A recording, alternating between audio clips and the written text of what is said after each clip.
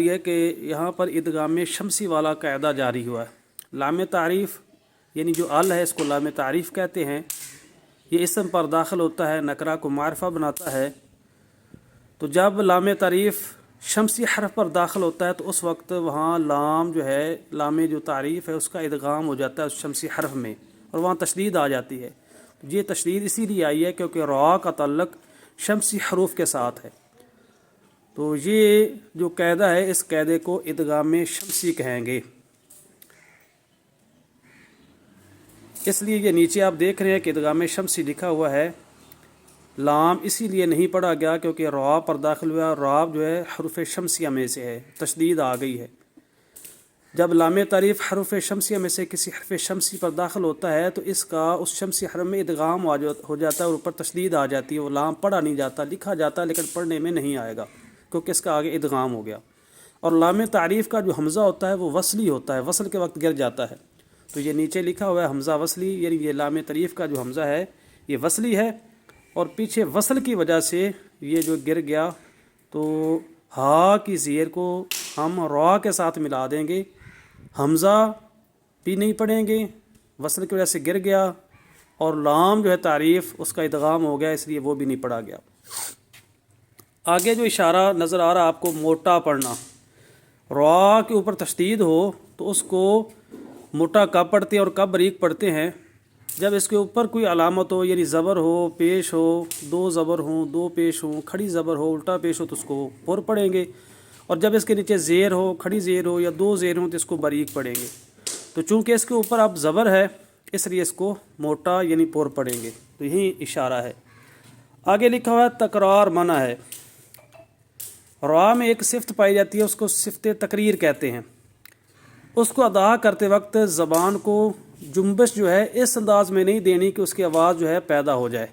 ठीक है, ज़बान के किनारे को ऊपर वाला जो तालु है उसका आगे वाला हिस्सा वहाँ पर बिल्कुल लगा कर रखें और रा को अदा करें। अक्सर गलती ये पाई जाती है कि जब ख़ुसूसन जब रा पर तशदीद हो तो उसको जब अदा करते हैं ना तो ज़बान के जो किनारे है उसको हम बार बार जुदा करते हैं तालु से और बार बार लगाते हैं, जिसकी वजह से बहुत सी राह जो है पैदा हो जाती है, मुतअद्दिद राह जो है वो पैदा हो जाती है। तो ऐसा करना ममनू है। यानी सिफ्त तकरीर अदा हो लेकिन उसकी आवाज़ इस तरह ना पैदा हो कि बहुत सी राहें पैदा हो जाएं। मिसाल के तौर पर जब राह पर तशदीद हो तो पढ़ते हुए पढ़ जाते हैं हिर, तो ये बहुत सी राहें जो हैं वो पैदा हो गई। तो दुरुस्तगी इस तरह होगी। कुर्रा हजरात फरमाते हैं कि रा को जब अदा करना है तो ज़बान के किनारे को ऊपर वाला जो तालु का आगे वाला हिस्सा वहाँ पर लगा कर रखें। जब इसको लगा कर रखेंगे, जमा कर रखेंगे तो सही राह अदा होगी, दुरुस्त राह अदा होगी। लेकिन अगर उसको हरकत देंगे, जुदा करेंगे फिर लगाएंगे, जुदा करेंगे फिर लगाएंगे, तो जितनी मरतबा ये अमल करेंगे उतनी राहें जो है पैदा हो जाएंगी।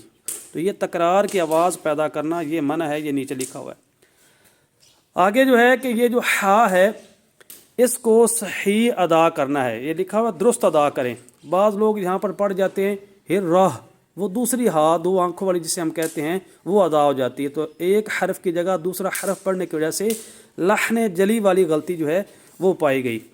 लिहाजा इसको दुरुस्त अदा करें। हिर राह, हा की आवाज़ जो है वो आनी चाहिए। तो यहाँ लिखा हुआ है हा जो है वो दुरुस्त अदा करें।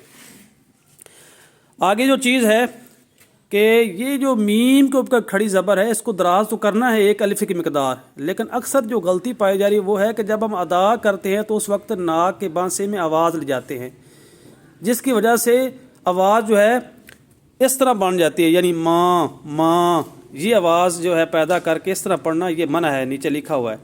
ठीक है, इसमें जो है ना गुन्ना ज़मानी जो है ना वो पैदा ना करें।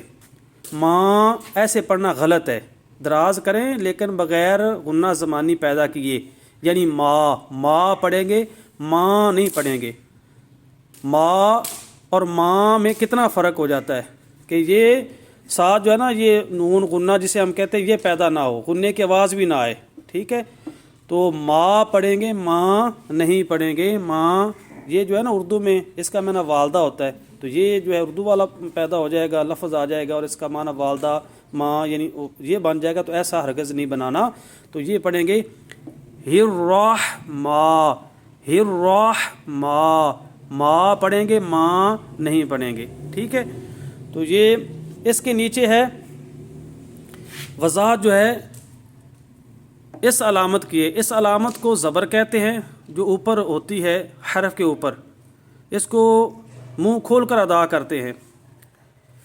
اس کا دوسرا نام فتحہ ہے، اور جس حرف پر یہ زبر ہو اس کو کہتے ہیں مفتوح، مفتوح، ٹھیک ہے۔ تو یہ اسی کی وضاحت جو ہے نیچے لکھی ہوئی ہے، لیکن اس کو دراز نہیں کرنا، اس کو لمبا نہیں کرنا۔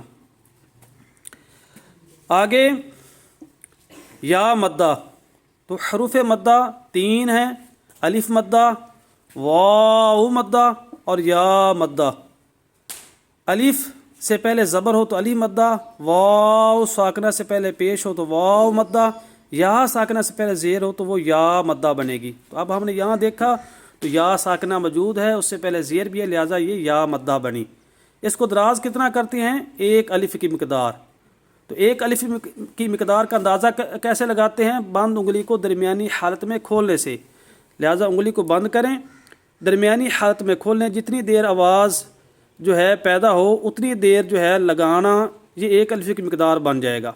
تو یہ دیکھیں نررحیمی، نررحیمی، یہ انگلی کھولنے میں جتنا وقت لگتا ہے اتنے وقت کو 1 الف کی مقدار جو ہے کہا جاتا ہے۔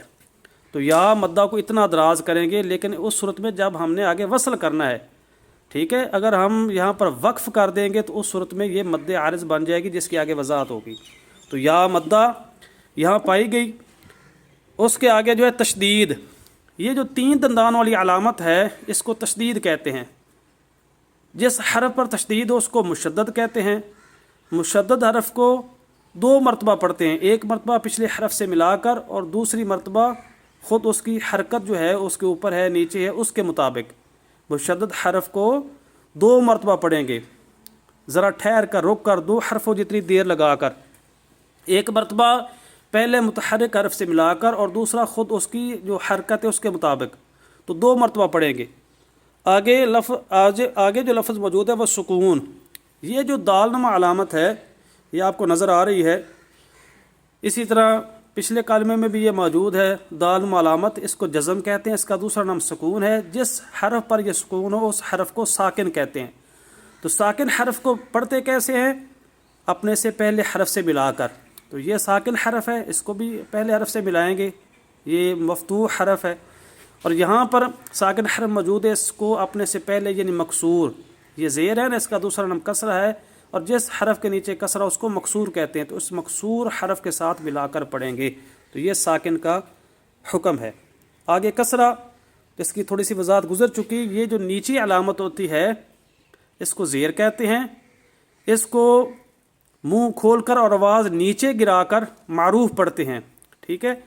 تو اس کو کسرہ کہتے ہیں۔ جس حرف کے نیچے کسرہ اس کو مکسور کہتے ہیں۔ تو کسرہ اس علامت کو کہا جاتا ہے۔ اس کو پڑھتے وقت آواز نیچے گرائیں، لیکن معروف طریقے سے، نہ کہ مجہول طریقے سے، جس کی پچھلے سبق میں وضاحت ہو چکی۔ تو یہاں پر اس کو ہر نہیں پڑھیں، ہر راہ پڑھیں۔ ہر اور ہر میں فرق ہے، ہر نہیں پڑھیں گے، ہر پڑھیں گے، اور نیر نہیں پڑھیں گے، نیر پڑھیں گے۔ اسی طرح یہ ہی میں نہیں پڑھیں گے، ہی می پڑھیں گے، یعنی اس کو معروف طریقے سے پڑھیں گے۔ حرکت، زبر، زیر، پیش، ان تینوں میں سے جب کوئی ایک مراد ہو تو اس کو حرکت کہیں گے، یعنی اکیلی زبر، اکیلی زیر اور اکیلے پیش کو حرکت کہتے ہیں۔ حرکت کی جمع حرکات ہے۔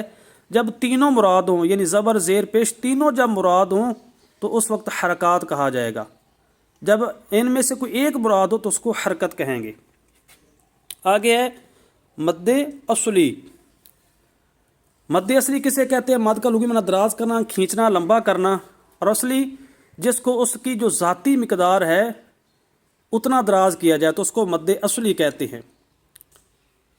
مد اصلی کی ذاتی مقدار کتنی ہے؟ 1 الف کی مقدار، یعنی جس کو 1 الف کی مقدار دراز کیا جائے اس کو مد اصلی کہتے ہیں۔ مد کا لغوی معنی دراز کرنا، کھینچنا، لمبا کرنا، اور اصلی یعنی اصلی مقدار والی، ذاتی مقدار والی۔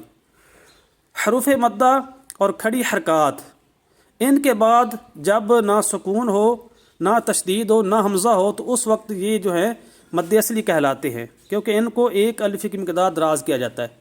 کھڑی حرکات میں سے کوئی کھڑی حرکت ہو اس کو بھی ایک الف مقدار دراز کریں گے، حرف مدہ میں سے کوئی حرف مدہ ہو اس کو بھی ایک الف کی مقدار دراز کریں گے، تو لہٰذا ان کو مد اصلی کہا جاتا ہے۔ ہاں ان کے بعد اگر سکون آ جائے، تشدید آ جائے، حمزہ آ جائے تو پھر وہ مد فرعی بن جائیں گے، اس صورت میں مد اصلی نہیں رہیں گے۔ تو یہ مد اصلی کی تعریف آپ نے۔ اور مد عارض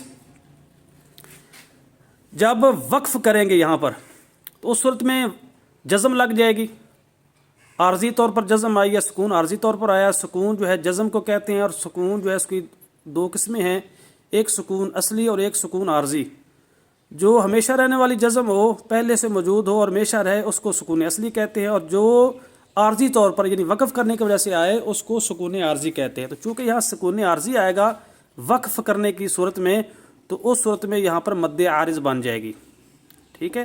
وصلی صورت میں نہیں بنے گی، وصلی صورت میں مد اصلی بنے گی، ایک الف مقدار دراز کریں گے، لیکن جب ہم کریں گے یہاں پر وقف اس صورت میں مد عارض، کیونکہ مد عارض کی تعریف یہ ہے کہ حروف مدہ یا کھڑی حرکات کے بعد جب سکون عارضی طور پر آئے، وقف کرنے کی وجہ سے آئے، یعنی جزم جو ہے وہ لگے، پہلے جزم نہ ہو، زبر ہو، زیر ہو، پیش ہو، کوئی اور علامت ہو، تو وقف کرنے کی وجہ سے جزم آیا تو اس وقت جو ہے نا مد عارض بنے گی۔ تو لہٰذا یہ مد عارض ہے، کم از کم 2 الف مقدار، زیادہ سے زیادہ 3 الف مقدار اس کو دراز کریں گے وقف کی صورت میں۔ نیچے لکھا ہے اجتماع ساکنین، تو وصل کی صورت میں یہاں پر 2 ساکن جمع نہیں ہوں گے۔ اجتماع ساکنین کہتے ہیں 2 ساکن حروف کا جمع ہونا، اکٹھا ہونا، ملنا۔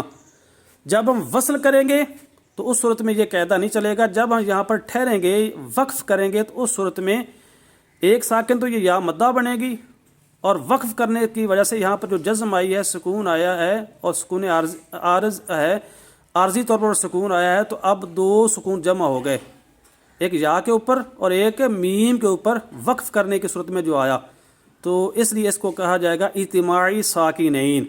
اور چونکہ یہ ایک ہی کلمہ میں موجود ہوں گے دونوں ساکن حروف، لہذا ان کو کہا جائے گا اجتماعی ساکنین علی حدہ، اجتماع ساکنین علی حدہ، ایک ہی کلمہ میں جب 2 ساکن حروف جمع ہوں تو ان کو کہتے ہیں اجتماعی ساکنین علی حدہ۔ تو اب ہم اس میں آئیں گے، اور اجتماع ساکنین علی حدہ کی جو ہے 5 اقسام ہیں، ان میں سے ایک قسم جو ہے وہ یہ ہے کہ حروف مدہ یا کھڑی حرکات کے بعد سکون عارضی طور پر ہو تو وہاں پر مد عارض بنتی ہے۔ تو اجتماع ساکنین کا خیال کرتے ہوئے، کیونکہ اجتماع ساکنین علی حدہ کے متعلق حکم یہ ہے کہ ان کو برقرار رکھتے ہوئے پڑھنا جائز ہے، لہٰذا دونوں ساکن حروف پڑھے جائیں گے، لیکن اگر پہلے حرف مدہ ہو یا کھڑی حرکات میں سے کوئی کھڑی حرکت ہو تو اس کو دراز کر کے پڑھتے ہیں، وہاں دراز کی پیدا کرتے ہیں، مد پیدا کرتے ہیں، لہٰذا وقف کی صورت میں اجتماع ساکنین کے قاعدے کی وجہ سے یہاں درازگی پیدا ہوگی۔ تو یہ ہمارا آج کا سبق تھا، اور یہ دوسرا سبق تھا جو اللہ کے کرم سے، فضل سے مکمل ہوا۔